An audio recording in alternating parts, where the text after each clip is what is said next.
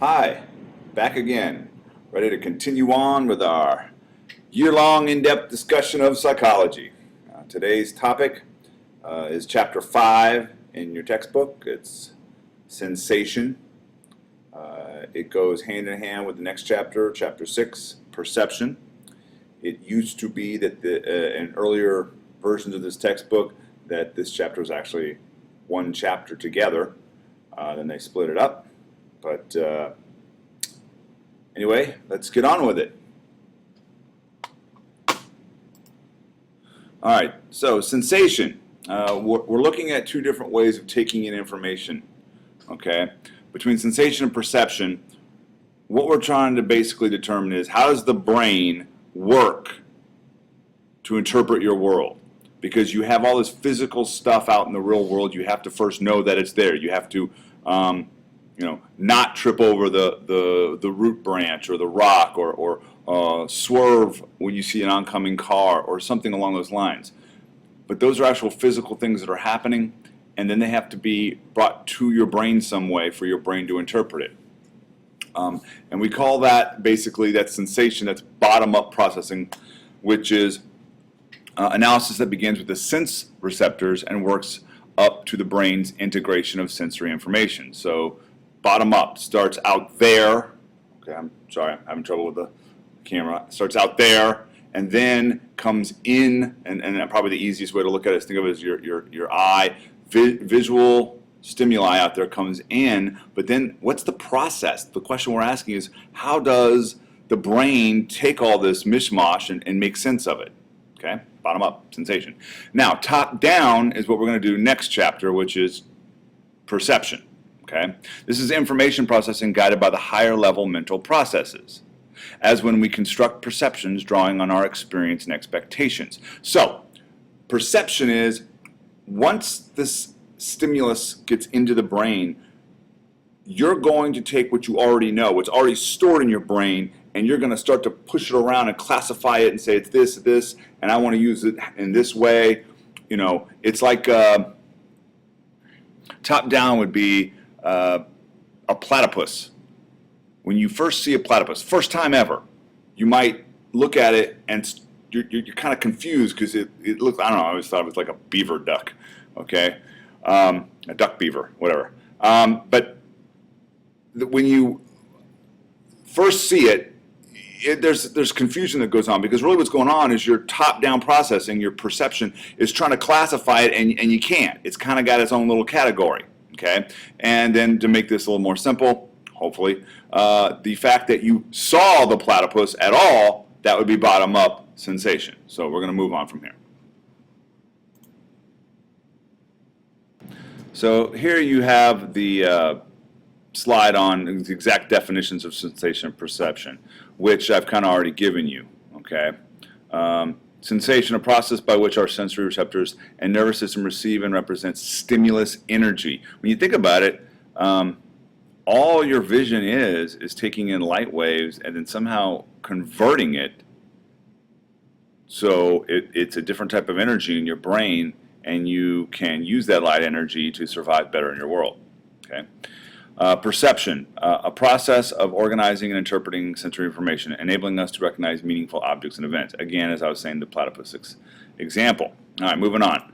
Now, this is one of my favorite examples. I love this one. Actually, there's a lot in these two chapters that I'm going to keep saying this is one of my favorite because that's all the chapter really is very basic definitions and then examples. Here we have what is known as a Bev Doolittle picture. I know who did this. I think it's in the book as well, but I know who made this because my mother loved this woman. I grew up with these pictures all over my house. So for a long time I always thought pictures had all pictures had subliminal messages. But anyway, that's another story. But anyway, here what you have is Bev Doolittle is known, all her prints are like this. She prints what you first see, what you first sense is basically sort of a mountain man picture, okay? Then what happens is you start to pick up other sensations sort of very slowly, and you start to realize there's more to this picture than just simply what it first is presented, Okay, and here you can see there's the guy on the horse pulling, walking with another, or the horse is walking with another horse, and he sort of he's looking over his shoulder like, hey, something's out there. He's feeling like he's being watched, and of course, the message here is that within the woods, those Indians, the Native Americans, whatever you want to call them, they were basically able to watch him because they were part of the forest, and you can see their faces. And what's really cool is there are 9 faces in this picture, which really is kind of it throws you. Everybody has trouble finding all 9 of them, but I'll just let you go and see if you can figure it out. If not, well, we'll talk about it in class. I'll bring it up. I'll pull it up on the overhead. All right. All right, psychophysics is the study of the relationship between physical characteristics of stimuli and our psychological experience of them. So this is that actual process of energy coming in, whether it's vision, smell, taste, sight, touch, okay, and then being converted into something that the brain can use. Okay, and here you have light, sound, pressure, and all that stuff. I just said that. Okay, I get ahead of myself as usual. All right, we're gonna big concepts. At this point, thresholds. First one, absolute threshold, is the lowest amount of stimulus needed to notice the stimulus 50% of the time. So you have to only notice it 50% of the time, half the time.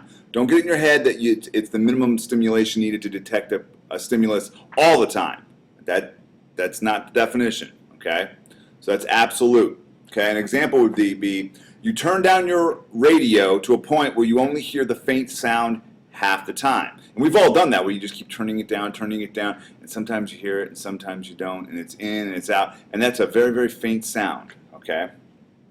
All right, so that's the absolute threshold for sound, okay, is whatever level, whatever decibel level you get it to, that would be your absolute threshold, okay? So then you end up with your difference threshold, okay, which is known as is the minimum difference between 2 stimuli required for detection, again, for 50% of the time. It's also known as the just noticeable difference, or the JND, okay? I always call it the JND. All right, now, here's an example. You're able to notice the difference between 1 kilogram and 1.02 kilograms half the time, if you were holding something in your hands, okay? So that is difference threshold. Again, if you have questions, please bring them up in class so that I can answer them. Signal detection theory, okay. It's predicting when we will notice a weak stimulus signal, okay, amid background stimulation. Assumes that there's no single absolute threshold. It changes based on the stimulus. Detection depends partly on a person's experience, expectations at the time, motivation, and level of fatigue. Got some things I'm going to read to you here from my text, just so that I've covered it with you at least once. This is, what are we on? Signal detection. Oh, here we go. It's measuring our ratio of hits to false alarms, to put it another way. Signal detection theorists have observed that absolute thresholds vary. Exhausted parents, okay, of a newborn will notice the faintest whimper from the cradle, whereas if it's not my kid, it tends not to happen that much, okay, while failing to notice louder, unimportant sounds, okay. Responsiveness also increases in a horror-filled wartime situation where the failure to detect an intruder may mean death, okay. Sometimes when you go out in the military, well, sometimes when you prepare to go out into a combat area, you have this thing where you sort of just stop and you just take in the sounds of the battlefield that you're about to enter. You just sort of sit there for a few minutes and sort of you're leaving the civilization you were with, and you have certain noises that go on, and you're going out there. And so you might have to have your brain sort of not rewire, but recalibrate as to what are important sounds and what aren't important sounds. Okay. All right. So signal detection theorists seek to understand why people respond differently to the same stimuli and why the same person's reactions vary as circumstances change, which they all do. Okay? Signal detection can have life or death consequences when people are responsible for detecting radar blips, watching an airport scanner for weapons, or monitoring patients from an intensive care nursing station. Okay? All these things matter to certain people. Okay? All right, so you get the idea. That is signal detection theory. And let me move on here. Now we're going to talk about subliminal messages, when stimuli are below one's absolute threshold for conscious awareness. This is kind of cool. So if it's below your absolute threshold, you can detect it less than 50% of the time. So again, we're coming back to the 50% thing. An example would be a microscopic cell is subliminal to you because you cannot see it with your naked eye. Okay? Or perhaps sometimes even a bug, a mosquito is probably the best example, might have subliminal contact with you, where sometimes you notice it and you probably smack it.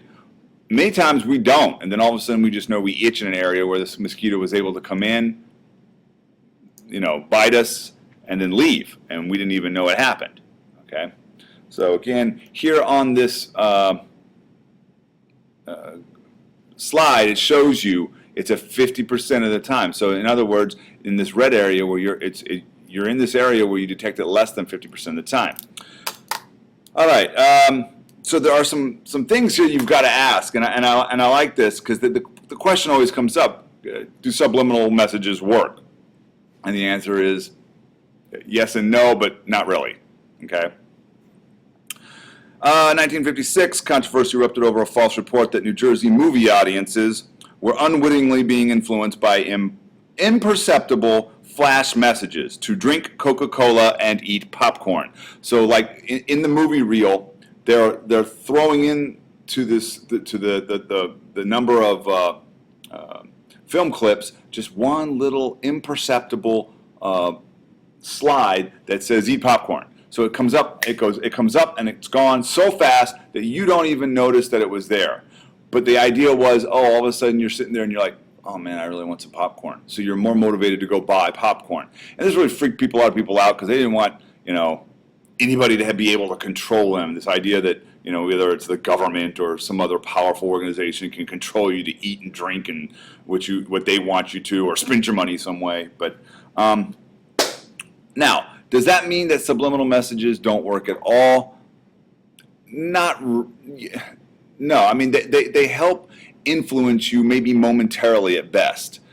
If you are thirsty and perhaps, go get some water or a Coke thing flashes up, it might for a moment make you think, I can use a Coke. But if you're not thirsty, it's not going to suddenly make you want to, drink large amounts of soda or something like that. Don't worry about that. What was the other thing I was going to talk to you about? Hold on here. There's a whole big section in the reading on this as to things that kind of show subliminal messages can influence. The word is influence. Okay, so don't get into make us do stuff. It just influence us. I don't want to get into all of that. You can read that. But ultimately comes to the conclusion that no, you can't be controlled by subliminal messages. Perfect example are the tapes that are constantly being advertised. Used to be more common, but you'll hear about it every now and then. For some reason, it's always on sports radio. Maybe I like sports radio, but maybe I shouldn't. I don't know. Their audience, I guess, they feel like they can trick into buying these tapes. But the idea that you can buy tapes to listen to while you're asleep, or in other words, unconscious. So you're out, but you can listen to these tapes, and they're going to give you these subliminal messages to kind of make you feel better about yourself, or be able to remember large amounts of information. All these type of things. Now, maybe those are still two separate things there. But if taped recordings worked in any way to help your memory or make you be able to get subliminal messages to make you feel better about yourself or something like that, if they worked, okay, it would be a much more common thing. I don't think most people use them whatsoever. We just hear about it, and every now and then you see an advertisement on TV for it because I guess there's a sucker born every minute, so someone's willing to take their money. We'll stop here on this part of the presentation.